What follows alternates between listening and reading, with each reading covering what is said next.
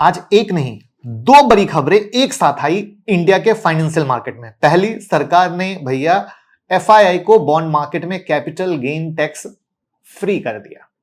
दूसरा, आरबीआई ने आज अपनी पॉलिसी डिसीजन अनाउंस की। रेट कट नहीं दिया लेकिन कुछ इंपॉर्टेंट बात कही।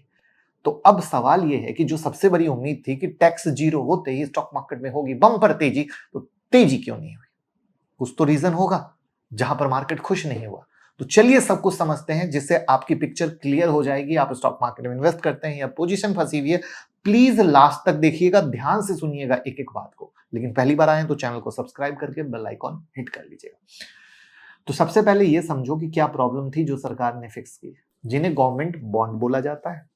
तो सिंपल भाषा में जब सरकार को पैसा चाहिए होता है तो वो बॉन्ड इशू करते हैं, हम वो खरीदते हैं, गवर्नमेंट हमें इंटरेस्ट देती है और एक फिक्स टाइम बाद पूरा पैसा वापस। अब इंडिया चाहता है कि दुनिया के बिग बिग फॉरेन इन्वेस्टर जैसे अमेरिका, यूरोप, जापान के पेंशन फंड, हेज फंड, वो आके इंडिया के गवर्नमेंट बॉन्ड में इन्वेस्ट करें। अब इससे होगा क्या? तो पहली बात ये होगी कि जो हमारा भारतीय रुपया लगातार कमजोर हो रहा है वो मजबूत होगा क्योंकि डॉलर इंडिया में आएगा। दूसरी बात, सरकार को सस्ता लोन मिलेगा। तीसरी बात, इंडिया के बॉन्ड मार्केट ग्लोबल मार्केट में इंटीग्रेट हो जाएंगे। लेकिन प्रॉब्लम ये थी कि अभी तक जो फॉरेन इन्वेस्टर थे उन पर तीन तरह का टैक्स लगता था। इंटरेस्ट इनकम पर 20%, मतलब जो रिटर्न मिलता था बॉन्ड से उसका 20% सीधा गवर्नमेंट ले लेती थी। दूसरा, शॉर्ट टर्म कैपिटल पर 30%, अगर बॉन्ड 12 मंथ से पहले बेच दिया तो 30%। लॉन्ग टर्म कैपिटल गेन पर 12.5%, 12 महीने बाद बेचा तो भी 12.5%। मतलब मुझे 7% का अगर बॉन्ड मिला है, 20% टैक्स लग रहा है, तो मेरे एक्चुअल रिटर्न क्या होंगे? सिर्फ 5.6%। अमेरिका का 10 ईयर बॉन्ड 4 to 5% दे रहा है बिना टैक्स के। तो मैं क्यों इंडिया आऊंगा? यही वजह थी कि फॉरेन इन्वेस्टर इंडिया के बॉन्ड मार्केट में बहुत कम एक्टिव थे या इन्वेस्ट नहीं करते थे। आज की डेट में उनकी टोटल होल्डिंग सिर्फ 3.34% है पूरे आउटस्टैंडिंग, मतलब गवर्नमेंट बॉन्ड के बारे में बात कर रहा हूं उसके आधार पर। यानी इतना बिग मार्केट है बट पार्टिसिपेशन इतू सा। तो सरकार ने एक कहा कि भैया रुपया कमजोर हो रहा है, कुछ तो सोचे। तब सरकार ने कहा कि भैया कुछ अर्जेंट करो। तो गवर्नमेंट प्रेसिडेंट के थ्रू एक टेम्पररी लॉ निकालती है जिसे हम ऑर्डिनेंस कहते हैं, बाद में पार्लियामेंट में पास करना होता है। इसमें इनकम टैक्स एक्ट 2025 में अमेंडेड किया और क्या किया, तो फॉरेन इन्वेस्टर यानी एफआईआई के लिए गवर्नमेंट बॉन्ड पर इंटरेस्ट इनकम जीरो, यानी zero tax. Short term capital gain zero tax, long term capital gain zero tax, complete exemption.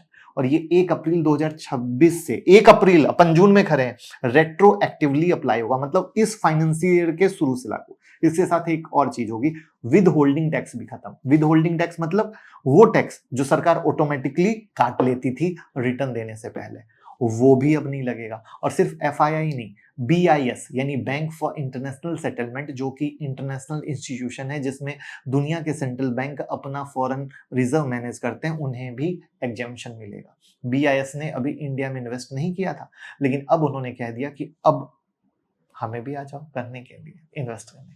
अब एक एग्जांपल से समझो कि अगर एक यूएस पेंशन फंड इंडिया में 1000 करोड़ का गवर्नमेंट बॉन्ड खरीदता है और 7% मिलता है, राइट, 7% का इंटरेस्ट, यानी 70 करोड़ का इंटरेस्ट।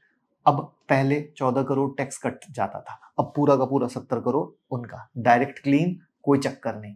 अब बात करते हैं इस खबर से इंडिया के इकोनॉमी और मार्केट पर क्या असर पड़ेगा। पहला, रुपया को सपोर्ट मिलेगा। 2026 में रुपया काफी प्रेशर में, आपको पता ही है, इजराइल, ईरान, अमेरिका, ये जो वॉर का चक्कर चल रहा है, इस वजह से क्रूड ऑयल के प्राइस बढ़े हैं। तो फॉरेन इन्वेस्टर लगातार यूं ही पैसा निकाल रहे थे, उनके पैसा निकालने की रफ्तार और तेज बढ़ गई है। तो इस साल अब तक एफपीआई ने इंडिया से 2.63 लाख करोड़ निकाला, रुपया पहुंच गया 97 पर डॉलर पर। अब अगर फॉरेन इन्वेस्टर इंडिया के बॉन्ड मार्केट में आने लग गए तो डॉलर इंडिया में आएगा, रुपीज स्ट्रांग होगा। और एक स्टेबल रुपीज का क्या मतलब हुआ कि कहीं ना कहीं महंगाई कंट्रोल में आ रही है, राइट। और हमारे फिस्कल डेफिसिट पे असर नहीं पड़ता है, हमारे फॉरेक्स रिजर्व मजबूत रहते हैं। दूसरा है कि इंडिया का बॉन्ड मार्केट ग्लोबल मैप पर आएगा। पिछले कुछ सालों में इंडिया को जेपी मॉर्गन और ब्लूमबर्ग के ग्लोबल बॉन्ड इंडाइसेस में लाया गया है, इंक्लूड किया गया है। मतलब ग्लोबल फंड मैनेजर इंडिया के बॉन्ड को डायरेक्टली यानी ऑटोमेटिक खरीद सकते हैं, पर टैक्स की दिक्कत थी। अब वो दिक्कत खत्म हो गई, तो हम ज्यादा इनफ्लो की उम्मीद कर सकते हैं। तीसरा, सरकार को सस्ता फंड मिलेगा, और जब ज्यादा इन्वेस्टर मार्केट में आएंगे तो बॉन्ड प्राइस बढ़ेगी, यील्ड गिरेगी, मतलब सरकार को फ्यूचर में अपना कर्ज सस्ते रेट पे मिलेगा। तो अगेन बहुत अच्छी बात है, क्योंकि सरकार तो कर्ज लेती ही है काम करने के लिए। चौथा, इफ होगा रुपीज जैसे ही स्टेबल होगा तो इन्फ्लेशन कंट्रोल में आएगा। कमजोर रुपए ने क्या किया, इंपोर्टेड इन्फ्लेशन बढ़ा दी। अगर रुपया थोड़ा रिकवर करे तो आगे इन्फ्लेशन कंट्रोल करना आरबीआई के लिए भी बहुत आसान हो जाएगा। अब सबसे इंपॉर्टेंट सवाल है कि इतनी बड़ी न्यूज फिर भी सेंसेक्स और निफ्टी में कोई जंप क्यों नहीं हुआ। तो पहली वजह है कि ये न्यूज इक्विटी मार्केट से डायरेक्ट रिलेटेड नहीं है, ये गवर्नमेंट बॉन्ड की कहानी है, यानी इनडायरेक्ट की कहानी। बॉन्ड मार्केट में पैसा आएगा तो इक्विटी मार्केट में सीधा होगा, कोई गारंटी नहीं है। हाँ, रुपीज स्ट्रांग होने से इनडायरेक्ट इक्विटी मार्केट को फायदा होगा, बिल्कुल होगा, लेकिन वो थोड़ा सा लॉन्ग प्रोसेस है। दूसरी वजह, मार्केट ने पहले ही प्राइस कर लिया था कि भैया ऐसा होने वाला है, और जब मार्केट पहले से उस चीज के बारे में हो जाए कि ये होने वाला है, तो फिर मार्केट में वो वाली चीज नहीं होती, क्योंकि मार्केट पहले से ही थोड़ा बहुत उस चीज की खुशखबरी दिखा देता है, मतलब पहले ही थोड़ा चढ़ जाता है। ठीक है, अनाउंस होने के बाद या तो प्रॉफिट बुकिंग या कॉन्सलेशन उधर ही नाचता रहता है। तीसरी वजह, ग्लोबल अनसर्टेनिटी। ये जो क्रूड का प्राइस इतना बढ़ चुका है और यूएस इंडिया में ट्रेड टेंशन है, अमेरिका ने इंडिया पर 12.5% टैरिफ की बात की है फोर्स्ड लेबर कर्व की वजह से। ऐसी सिचुएशन में मार्केट क्या है, झूम ही नहीं पा रहा है। और चौथी वजह, आरबीआई ने रेट कट नहीं किया। आज आरबीआई ने भी अपना पॉलिसी डिसीजन लिया, उसने रेपो रेट को 5.25% पर अनकट कर दिया, यानी अनचेंज्ड कर दिया। मार्केट एक रेट कट की उम्मीद कर रहा था, वो भी नहीं मिला, तो इसी के कारण मार्केट हट गया। लेकिन अगर आप गौर करो तो पीएनबी गिल्ड और पीएसयू बैंक जरूर थोड़े तेज हुए हैं। क्यों? क्योंकि ये बॉन्ड से रिलेटेड है। अब गौर करो, जो डायरेक्ट रिलेटेड है वहां जंप दिख रहा है, जो इनडायरेक्ट वाले हैं वो उम्मीद कर रहे हैं कि अच्छा ऐसा होगा तो आगे होगा, क्योंकि ये मार्केट में न्यूज पहले से थी कि सरकार ऐसा करने वाली है। अब बात करते हैं आरबीआई ने आज क्या कहा।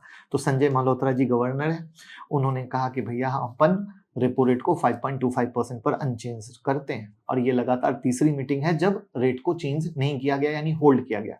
क्यों? क्योंकि वेस्ट एशिया वॉर से क्रूड ऑयल के प्राइस बढ़ते हैं, जो इंडिया के लिए क्या हुआ, इन्फ्लेशन बढ़ाता है, और इन्फ्लेशन अभी 4.6% के टारगेट के करीब है। 2027 फाइनेंशियल ईयर जो आरबीआई ने सोची थी कि अभी कट करना रिस्की है, तो जीडीपी का फोरकास्ट किया हुआ 2027 के लिए 6.6%। पता है पहले क्या था, 6.9%। मतलब आरबीआई ने ग्रोथ आउटलुक थोड़ा नीचे किया है।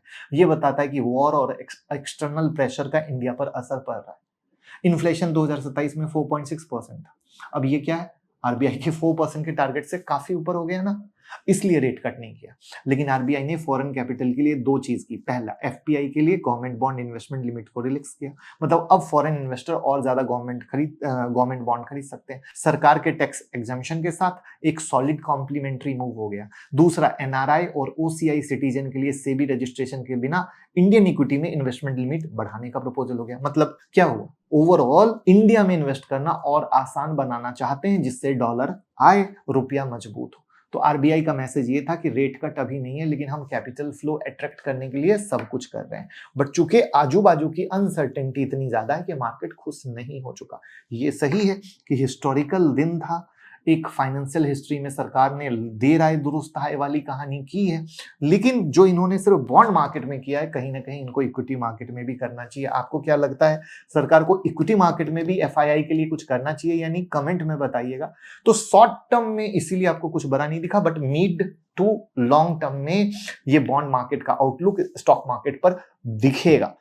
ठीक है, तो जो लोग मार्केट के नहीं चलने से परेशान है या एसआईपी बंद कर रहे हैं, वो बहुत बड़ी गलती कर रहे हैं। बिल्कुल ना करना। आपको 3 से 5 साल के बाद चीजें जो दिखेंगी, आप कहोगे कि हमने मिस्टेक कर दिया, क्योंकि जब भी गिरावट होती है मार्केट इस तरीके से तरसाता है, मैक्सिमम लोग इन्वेस्टमेंट बंद करते हैं और वही बाद में परेशान होते हैं।